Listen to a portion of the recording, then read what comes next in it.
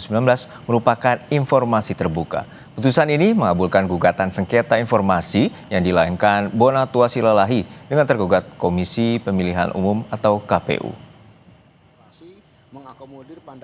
Dalam putusannya, KIP memerintahkan KPU memberikan salinan ijazah Jokowi yang digunakan sebagai syarat pencalonan pada Pilpres 2014-2019 dan 2019-2024. Putusan Majelis Komisioner KIP mengabulkan gugatan yang dilayangkan Bonatua Silalahi untuk seluruhnya.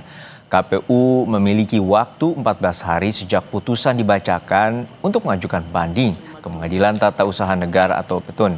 Jika tidak ada upaya banding atau setelah masa banding berakhir tanpa perlawanan, putusan itu akan berkekuatan hukum tetap dan putusan akan dieksekusi melalui pengadilan. Memutuskan menerima permohonan untuk seluruhnya.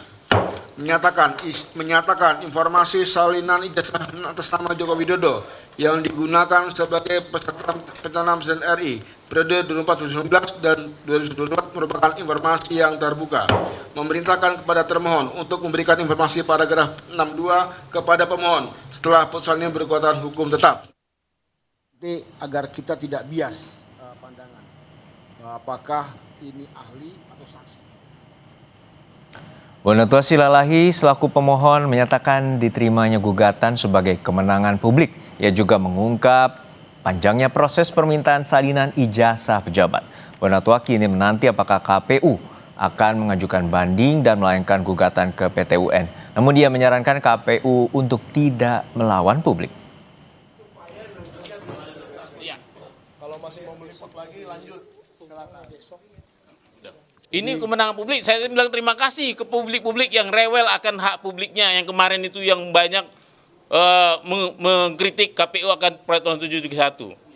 Dan akhirnya juga walaupun memang perjuangan itu tidak langsung menang 100%, dikasih tapi ditutupin, kita berjuang lagi dan akhirnya tercapailah yang namanya kita tunggu apakah dalam jangka 14 hari ini KPU akan melakukan banding ke Petun.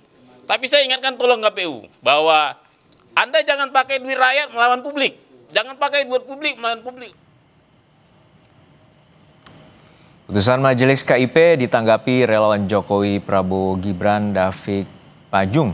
Menurut David, putusan KIP mengenai ijazah Presiden Jokowi dalam pencalonan Pilpres 2014-2019 merupakan informasi terbuka, tidak serta-merta membuktikan ijazah Jokowi palsu. Ini nggak ada sama sekali urusan kaitan soal ijazah asli atau palsu. Sebenarnya justru ini mau menegaskan bahwa Roy Suryo CS yang selama ini menebar bahwa ijazah Pak Jokowi itu palsu justru meyakinkan publik bahwa mereka nggak punya data, nggak punya dokumen, nggak punya sesuatu yang mereka uji ya.